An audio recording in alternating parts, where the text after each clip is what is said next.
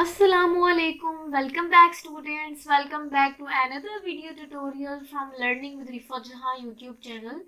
So my dear students, जैसा कि आप अपनी स्क्रीन पे देख सकते हैं कि आज जिस इम्पोर्टेंट टॉपिक पे मैं डिस्कशन करने जा रही हूँ वो टॉपिक है पेपर प्रेजेंटेशन पे।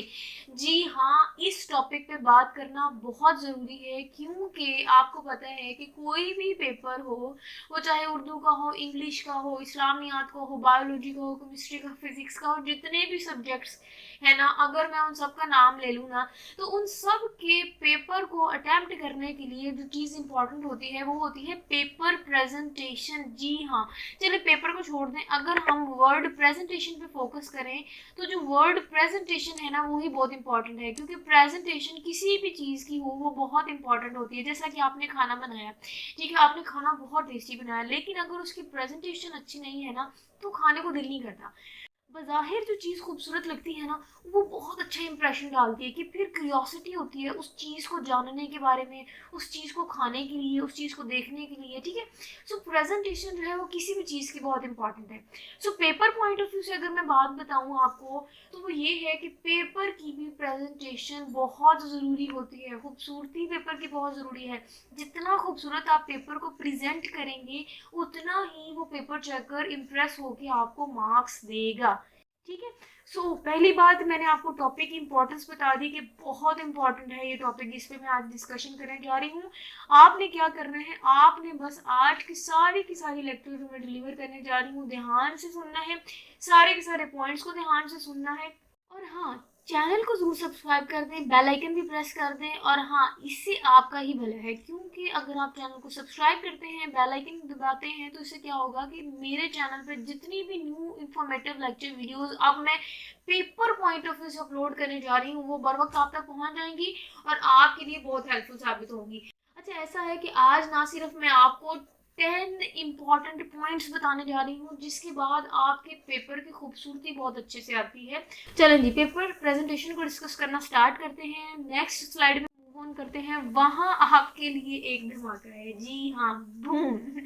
ये था वो धमाका, क्योंकि मैंने अब आपको बहुत ही अट्रैक्टिव जो है वो प्रेजेंटेशन मैंने बना के आपके साथ शेयर करनी है। आई कैची स्लाइड्स बनाऊंगी ताकि आप अट्रैक्ट हो, चीज़ों को आप बहुत अच्छे से देखें, और जितना आपको चीज़ें अट्रैक्ट करेंगी उतनी ही आप मेरे पॉइंट्स को समझ सकते हैं। तो इतनी मेहनत मैं आप लोगों के लिए करती हूँ कि मैं स्लाइड्स पे बहुत वर्क कर रही हूँ कि बहुत ज़्यादा कलरफुल और इंटरेस्टिंग और आई कैची स्लाइड्स बनाऊँ ताकि आपको जो है वो अच्छा लगे देखना, पढ़ना, समझना। ठीक है, आपने बस यही करना है कि चैनल को सब्सक्राइब करना, अपने फ्रेंड्स के साथ शेयर करें, और जितनी भी इंपॉर्टेंट टिप्स मैं दूंगी उनको आपने पेपर्स में ज़रूर इस्तेमाल करना है। अच्छा, सो हमारा बेसिकली आज का टॉपिक है how to attempt the paper. भाई क्या होता है कि मोस्टली टीचर इस टॉपिक पे बात ही नहीं करते कि पेपर को अटेम्प्ट कैसे किया जाए। मेन बात ये है, क्योंकि सारा साल अगर आप पढ़ते जाएंगे, पेपर को याद करेंगे, तो एट द एंड आपको पेपर को लिखना होता है। तो पेपर को जब आपने एक अटेम्प्ट करने वाली साइड पे आना है, जब आपने पेपर को प्रेजेंट करना है, तो उस पर क्या क्या चीज़ें हमें देखनी चाहिए, क्या क्या पॉइंट्स ऐसे जहन नशीन कर लेने चाहिए जिसके बाद हम पेपर को बहुत अच्छे से अटेम्प्ट कर पाए। ठीक है, सो नेक्स्ट मैंने बहुत इंपॉर्टेंट लाइन लिखी हुई है, वो ये है कि अटेम्प्टिंग द पेपर प्रॉपरली। अब ये जो पेपर प्रॉपरली है ना, यही बेसिकली मैंने बताना है। ये जो प्रॉपरली वर्ड है ना, पेपर प्रॉपरली को कैसे आपने अटेम्प्ट करना है, इस पर 10 पॉइंट्स हैं जो मैंने आपके साथ शेयर करने हैं। ठीक है, अच्छा, तो कहते हैं कि जब आप उन 10 पॉइंट्स को, उसके साथ साथ जैसे ही आप पेपर को अच्छे से प्रॉपरली प्रेजेंट करते हैं, अटेम्प्ट करते हैं, सो यही जो है ये की होती है, ये एक चाबी होती है ताकि आप एग्जाम्स में हाई मार्क्स स्कोर कर सकें। जी हाँ, attempting the paper properly is the key to score high marks in exams, trust me। मैं बार बार कह रही हूँ, पेपर की या किसी भी चीज़ की प्रेजेंटेशन बहुत इंपॉर्टेंट होती है। जितनी चीज़ खूबसूरत होती है उसका इम्प्रेशन उतना ही अच्छा होता है। ठीक है, चलें जी, बातें बहुत होगी, पॉइंट समझ आ गया ये आपको कि क्या है, बहुत ज़रूरी है पेपर को अच्छा प्रेजेंट करना।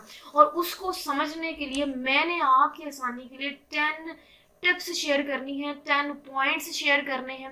अगर आप वो 10 पॉइंट्स, 10 टिप्स को ध्यान से समझ जाते हैं तो आप पेपर को बहुत अच्छे से प्रॉपरली अटेम्प्ट कर पाएंगे। ठीक है। और यहाँ मैंने टिप नंबर 6 क्यों लिखी हुई है, क्योंकि टिप नंबर जो 6 है ना, ये आपने ज़रा ज़्यादा ध्यान से देखनी है, क्योंकि वो मेन बात है जो पेपर में आपको अच्छे मार्क्स लेने पे मजबूर कर देगी। ठीक है, चलें जी, आपको समझ आ गई 10 पॉइंट्स। अब वो 10 पॉइंट्स हम वन बाय वन डिस्कस करना स्टार्ट करते हैं। हमारा पहला पॉइंट ये है कि paper should be neat and clean. बेटा जो पेपर है ना आपका, वो नीट होना चाहिए, क्लीन होना चाहिए। कहीं आपने कटिंग नहीं करनी, बिला वजह आपने कटिंग अवॉइड करनी है। ठीक है, आपने ये ना हो आपके पेपर पे इंक फैल जाए, या आपके जो है वो आपने पेपर पे इंक के कहीं कहीं स्पॉट्स लगाए हो, ऐसा आपने बिल्कुल नहीं करना। आपने पेपर को नीट और क्लीन रखना है। पहला इम्पॉर्टेंट पॉइंट हमारा यही है कि पेपर जो है वो हमारा नीट और क्लीन होना चाहिए। समझ आ गई है। नेक्स्ट जो इम्पोर्टेंट टिप है ना, वो ये है कि ड्रॉ मार्जिन लाइंस। जी हाँ, पेपर पे मार्जिन लाइंस लगाना बहुत ज़रूरी है। ये जो आपको नज़र आ रही है, ये मार्जिन लाइन आपने दोनों साइड पे नहीं, आपने पेपर के एक साइड पे मार्जिन लाइन लगानी है। उससे क्या होगा कि पेपर में खूबसूरती आती है। और यहाँ से अगर आप ये पॉइंट समझ लेंगे ना कि इस लाइन से मैंने स्टार्ट करना, तो एक बहुत ही वेल मैनर्ड वे में आप पेपर में क्वेश्चंस को पुट कर सकते हैं, आंसर्स को पुट कर सकते हैं। ठीक है, अच्छा दूसरा पॉइंट समझ आ गया कि पेपर में आपने जो मार्जिन लाइंस होती हैं, जो साइड पे लाइन लगाई होती है, वो आपने लाजमी लगानी है, उससे भी खूबसूरती आती है पेपर में। जो हमारी टिप नंबर 3 है, वो है गिव प्रॉपर हेडिंग्स। जी हाँ, अब हम बात करते हैं प्रॉपर हेडिंग्स पे कि प्रॉपर हेडिंग्स कैसे होने चाहिए। देखिए, आपके पास जो पहला पेपर आता है वो आपका एमसीक्यूज पेपर होता है। आपने एमसीक्यूज पेपर अटेम्प्ट किया, आपने शीट दे दी, उसके बाद ना आपके पास काफ़ी टाइम होता है।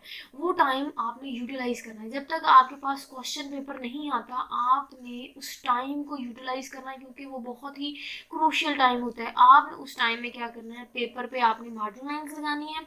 उसके साथ साथ एटलीस्ट आप इतनी पेपर की चीज़ें तो लिख सकते हैं ना। अच्छा, वो उसमें क्या होगा, आपने सबसे पहले ना यहाँ सेंटर में लिखना है सब्जेक्टिव टाइप। ठीक है, उसके बाद आपने लिखना है सेक्शन 1, क्योंकि शॉर्ट क्वेश्चंस का सेक्शन आपने स्टार्ट करना, तो सेक्शन 1 आएगा।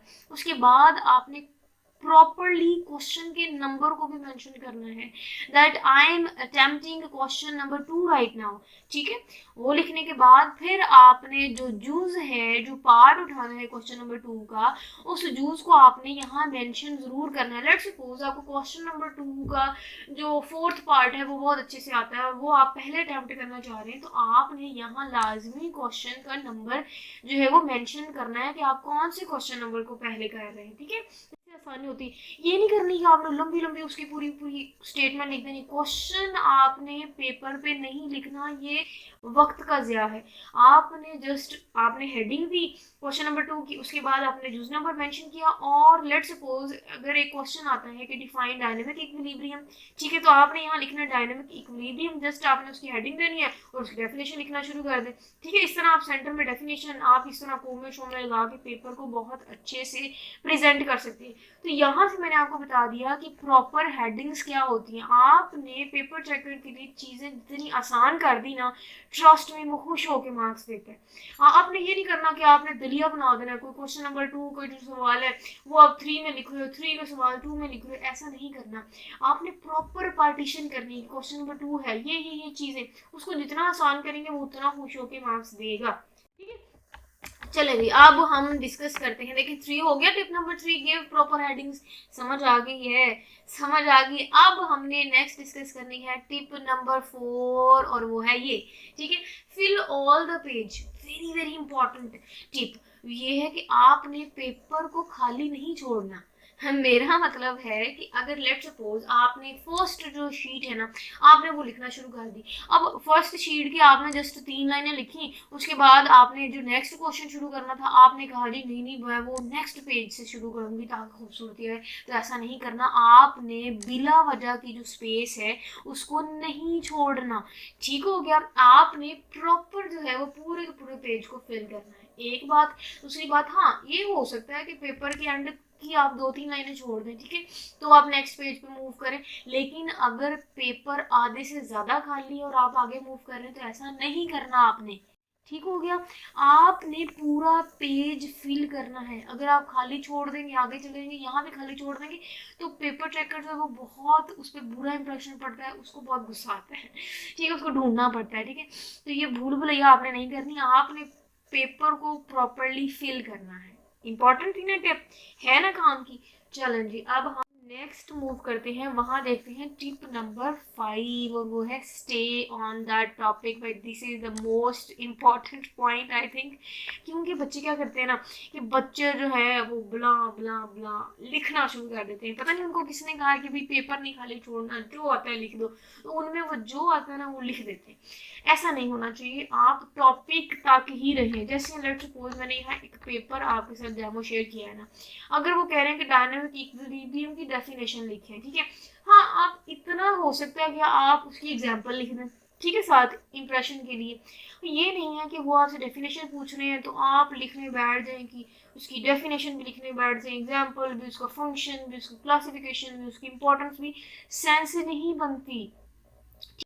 डेफिनेशन पूछ रहे हैं तो डेफिनेशन लिखें, जस्ट एग्जाम्पल लिख सकते हैं, ये छोटी छोटी चीजें ऐड कर सकते हैं। टॉपिक से हटना नहीं है, stay on the topic, topic पे रहना है, ठीक है। चलें जी, ये भी बात आपको समझ आ गई। टिप नंबर हमने 5 भी समझ ली कि आपने टॉपिक तक ही रहना है, टॉपिक से बाहर नहीं चले जाना। ये ना हो कि वो पूछ रहे हैं और जवाब आप कुछ ही दे दें, ठीक है, ऐसा नहीं होना चाहिए। नेक्स्ट जो टिप है वो बहुत इंपॉर्टेंट टिप है, मैंने आपको कहा था कि टिप नंबर 6 बहुत इंपॉर्टेंट है। और ये टिप जो है वो ये है कि which question to attempt first, कि कौन सा सवाल सबसे पहले अटेम्प्ट किया जाए। अब मोस्टली सबके माइंड में यही होता है कि जो क्वेश्चन आपको सबसे अच्छा आता है आप उसको सबसे पहले लिखें। ऐसा नहीं होता, ऐसा नहीं होता। क्यों? क्योंकि अगर आप सबसे अच्छे वाला क्वेश्चन सबसे पहले अटेम्प्ट करेंगे ना, तो आप पेपर चेकर पे बहुत अच्छा इंप्रेशन डालते हैं, ठीक है। पेपर चेकर कहता है वाह ये तो बच्चा ही बहुत कमाल के, ठीक है। अच्छा, जब आप सबसे अच्छा क्वेश्चन जो आपको आता है वो सबसे पहले लिखते हैं ना, तो पेपर चेकर के माइंड में आप एक लेवल सेट करते हो। पेपर चेकर कहता है ये बच्चा बहुत कमाल है, इसने बहुत अच्छा लिखा है, ठीक है। उसके बाद वो जब नेक्स्ट सवाल चेक करता है वो कहता है ये तो इसने इतना अच्छा नहीं लिखा, और नीचे जाता है वो कहता है ये भी नहीं इसने अच्छा लिखा, ओहो ये तो इसने बिल्कुल ही नहीं अच्छा लिखा। तो क्या होता है कि वो आपको फिर फॉर ग्रांटेड लेना शुरू कर देता है, हल्के में लेना शुरू कर देता है। तो आपने जो बेंच मार्क सेट किया होता है, आपका ग्राफ उससे नीचे जाता है। जैसे ही आपका ग्राफ नीचे जाता हुआ नजर आता है, पेपर चेकर कहता है कि नहीं जी ये वो जो बच्चा है ना, ये वो स्मार्ट और वो इंटेलिजेंट बच्चा नहीं है। तो अब करना क्या है? अब आप कह रहे होंगे मैम बातें तो आपने बहुत कर दी, परेशान कर दिया, डरा दिया कि ऐसा नहीं करना। अब कैसा करना है वो बता दें। अच्छा जी, ऐसा है कि जो आपको दूसरे नंबर पे अच्छा सवाल आता है वो आपने सबसे पहले करना है, ठीक है। ऐसा है कि जब पेपर चेकर देखेगा वो कहेगा गुड, बच्चा अच्छा लिख रहा है, ठीक है, अच्छा है। लेकिन जैसे ही वो दूसरे नंबर का सवाल चेक करेगा तो वो कहेगा वाह ये तो बहुत अच्छा है। तो आपने क्या करना है, आपने ग्राफ जो है वो ग्रेजुअली अपना इंक्रीज करना है, ठीक है। अब तीसरे नंबर तक इंक्रीज किया तो कहीं सेंटर में ना आप थर्ड नंबर पे वो क्वेश्चन ऐड कर दो जो आपको इतना अच्छा नहीं आता, ठीक है। और फोर्थ नंबर जो कि लास्ट क्वेश्चन है, उस क्वेश्चन नंबर 2 का लेट्स सपोज वो भी आपने अच्छा लिख देना है। समझ आ गई है? दूसरे नंबर पे अच्छा सवाल आपने सबसे पहले करना है, और सबसे अच्छा सवाल आपने दूसरे नंबर पे लिखना है, और तीसरे नंबर पे आपने ब्ला ब्ला ब्ला कुछ भी लिखा है, या फिर जो आपको बहुत अच्छे से नहीं आता वो थर्ड नंबर पे एडजस्ट करें। वो आपको लाइट ले लेगा, ओके कोई बात नहीं, उसने बाकी 2 बहुत अच्छे लिखे, खैर है। और जब आप लास्ट क्वेश्चन, उस क्वेश्चन नंबर का जो लास्ट में जो है आप फिर अच्छा कर दोगे तो वो आपको और अच्छे मार्क्स देगा। होगी ज़रूरी बातें, समझ आ गई है। चलिए यही था वो इम्पॉर्टेंट टिप नंबर 6 जो मैंने आपके साथ शेयर करना था, क्योंकि ये बहुत इंपॉर्टेंट है, ये चीज़ें समझनी बहुत ज़रूरी है। उसके बाद मैं आपके साथ शेयर करूँगी टिप नंबर 7, और वो ये है कि मैनेज योर टाइम। जी हाँ, अपने टाइम को मैनेज करें। टाइम कैसे मैनेज होगा? एक तो जाहिर है आप पेपर में जब जाएं तो आप वॉच लाजमी पहन के जाएं। दूसरा ये है कि आपने क्या करना है, आपने शॉर्ट जो पोर्शन है उसमें बिला वजह नहीं आपने डिटेल ऐड कर देनी। ये ना हो कि जो शॉर्ट क्वेश्चन आपको 3-4 लाइंस में करना चाहिए था आप उसको 3-3 4-4 पेजेस पे लिख रहे हैं, डजेंट मेक सेंस ना। तो फिर आपने क्या करना है, आपने प्रॉपर टाइम देना है, आपने हर क्वेश्चन को प्रॉपर टाइम पे मैनेज करना है। कि हमने जो पेपर है लेट्स सपोज आपके 3 घंटे का पेपर है, तो हमने उस 3 घंटे में पेपर को कैसे अटेम्प्ट करना है वो आपके माइंड में होना चाहिए। तो time management is the most important thing of your, कि आपने पेपर में जाके टाइम मैनेजमेंट देखनी है, क्योंकि बाज़ औक़ात बच्चों को पेपर सारा आता होता है लेकिन वो कहते हैं ओहो अगर हमें 10 मिनट और मिल जाता तो मैं क्वेश्चन कंप्लीट कर लेता। तो ये नहीं होना चाहिए, टाइम आपने मैनेज करना चाहिए, ठीक है। टाइम मैनेज करेंगे तो ऑटोमेटिकली आपके मार्क्स अच्छे आएंगे, ठीक है। टिप नंबर 8 है कि ड्रॉ लाइंस। अब ये लाइंस कौन सी है? मार्जिन लाइंस तो मैंने बता दी थी। ये वो लाइन है जब आपका एक क्वेश्चन कंप्लीट हो जाए, ठीक है, तो उस कंप्लीट होने के बाद आपने लाइन लगानी है, ठीक है। उसके बाद आपने नेक्स्ट क्वेश्चन को स्टार्ट करना है और नेक्स्ट क्वेश्चन के बाद भी आपने लाइन लगानी है। जैसे लेट्स सपोज क्वेश्चन नंबर 2 है, ठीक है, उसमें आपने कोई से 6 क्वेश्चन अटेम्प्ट करने हैं। तो जैसे ही आपने फर्स्ट शॉर्ट अटेम्प्ट किया, आपने नीचे लाइन लगानी है ताकि पेपर चेकर को आसानी हो जाए कि इसका एक जूस कंप्लीट हो गया, ठीक है। उसके बाद आपने नेक्स्ट जूस स्टार्ट करना है और जैसे ही वो जूस कंप्लीट होगा आपने लाइन लगानी है, ठीक है। सो लाइन नीचे लाजमी लगानी है, इसे सेपरेट करते जाएं, आप उसको आसान कर दें कि अच्छा जी ये क्वेश्चन था, इसका ये जूस है, वो भी खत्म हो गया, अब उसने अगला जूस किया, समझ आ गई। तो लाइन लगाना बहुत ज़रूरी है, ये भी एक अच्छा इंप्रेशन डालता है, इससे भी आपकी पेपर की प्रेजेंटेशन बहुत अच्छी हो जाती है, ठीक है। टिप नंबर 9 डिस्कस करते हैं, वो ये है कि रीचेक योर पेपर। अपने पेपर को दोबारा रीचेक करें। This is also the most important point. आपने क्या करना है, आपने पेपर को रीचेक करना है। और पेपर को रीचेक कैसे करेंगे? जब हमारा 7 वाला टिप है ना वो आपने फॉलो कर दी, जब हमारी टाइम मैनेजमेंट हो जाएगी पेपर में, आपने कोशिश करनी है कि आपने पेपर को 10 मिनट पहले अटेम्प्ट कर लेना है। वो 10 मिनट क्यों मैंने कहा पहले? क्योंकि उस 10 मिनट में आपने पेपर को रीचेक करना है। बाज़ औक़ात बच्चे को पेपर बहुत अच्छा आता है, वो लिख भी सही रहा होता है, क्योंकि जल्दी में लिख रहा होता है तो कुछ एक आध लफ्ज़ की गलती कर देता है, मतलब कि थोड़ी बहुत गलतियाँ हो जाती। तो बाज़ औक़ात बच्चा जब पेपर को रीचेक करता है तो अपनी गलतियाँ खुद ही ठीक कर देते हैं। तो खुद सोचें, जब आप अपनी पेपर को खुद ही रीचेक कर रहे हैं, जब आप उस पेपर को खुद ही चेक कर रहे हैं, तो आप पेपर चेकर को जितनी गलतियां देनी थी आप आधी तो खुद ही सेटल डाउन कर लेते हैं, क्योंकि बच्चे से कुछ ऐसी गलतियां हो जाती हैं जो वो जाने अनजाने में कर देता है, मतलब उसको नहीं पता और उससे हो जाती। तो वो गलतियां जब आप खुद ही पकड़ लेंगे, खुद ही ठीक कर लेंगे, तो आई होप आपके मार्क्स अच्छे आ जाएंगे, ठीक है। मेरा मकसद ही ये है कि मार्क्स अच्छे आने चाहिए भाई। लास्ट टिप भी बहुत ज़रूरी है, प्रैक्टिस द पेपर। क्या मतलब? पेपर हो जाए, रीचेक करने के बाद दोबारा प्रैक्टिस करते जाएं कि मैंने क्या लिखा है, मैंने स्पीड सही थी कि नहीं। ऐसा नहीं है, ऐसा है कि प्रैक्टिस करें पेपर को। ये सारी की सारी जो मैंने पहले 9 टिप्स आपके साथ शेयर की है ना, ये सारी की 9 टिप्स का जो आप कहे ना रिजल्ट है ना, वो आपकी इस 10 टिप ने देनी है। रिजल्ट क्या है? ये है कि आपने पेपर की प्रैक्टिस करनी है अभी से। आपके पेपर जैसे करीब है ना, आपने क्या करना है, आपने पेपर लेना है, उस पर प्रैक्टिस करें। बाज़ औक़ात बच्चे क्या होते हैं, जैसे पेपर करीब होते हैं वो चल फिर के कमरे में इधर से उधर, उधर से इधर चल फिर के रट्टा मार होते हैं पेपर। उससे क्या होता है, ये काम नहीं आना। आपने पेपर बोर्ड में जाके पेपर सुनाना नहीं होता, लिखना होता है। उसके लिए क्या ज़रूरी है? उसके लिए ज़रूरी है प्रैक्टिस, क्योंकि practice makes a man perfect. अगर आपने परफेक्ट बनना है, आपने मार्क्स अच्छे लेने हैं, परफेक्ट मार्क्स लेने हैं, उसके लिए भी प्रैक्टिस करनी पड़ेगी। प्रैक्टिस कैसे? अभी से आप शॉर्ट क्वेश्चंस लिखना शुरू कर दें, लिख लिख के टेस्ट लें अपना, लिख लिख के प्रैक्टिस करें। लिखने से एक तो आपकी राइटिंग इम्प्रूव होगी, आप स्पीड से लिखेंगे, आपकी टाइम मैनेजमेंट हो जाएगी। दूसरा ये जो मैंने आपके साथ शेयर किए चीज़ें कि ड्रॉ लाइंस लगानी है, फिर मैंने आपको कहा कि कौन सा क्वेश्चन अच्छे से पहले अटैम्प्ट करना है, stay on the topic, fill the page, ये सारी की सारी चीज़ों की प्रैक्टिस भी हो जाएगी जब आप पेपर से पहले घर प्रैक्टिस कर लेंगे। कैसा? ठीक है ना? This is the last slide जिसमें मैंने आपके साथ थैंक यू किया है। थैंक यू क्यों? थैंक यू इसलिए क्योंकि आपने इतनी देर मुझे झेला, मेरी बातें सुनी।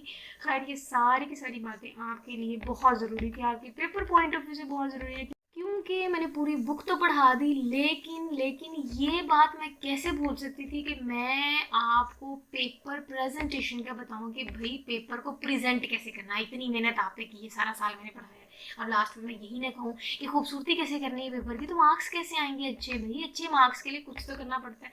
वो कुछ जो क्या करना पड़ता है वो मैंने आपको बता दिया, अब आपने क्या करना है।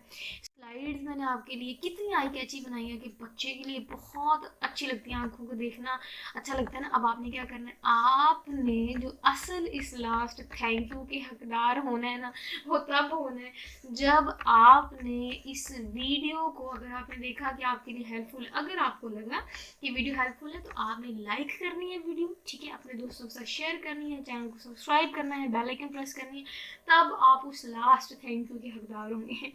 नेक्स्ट किसी टॉपिक के साथ, नेक्स्ट किसी इंफॉर्मेटिव लेक्चर वीडियो के साथ मैं आपकी खिदमत में हाजिर होंगी। टिल देन अपना बहुत सारा ख्याल रखिएगा। स्टे कनेक्टेड एंड अल्लाह हाफिज़।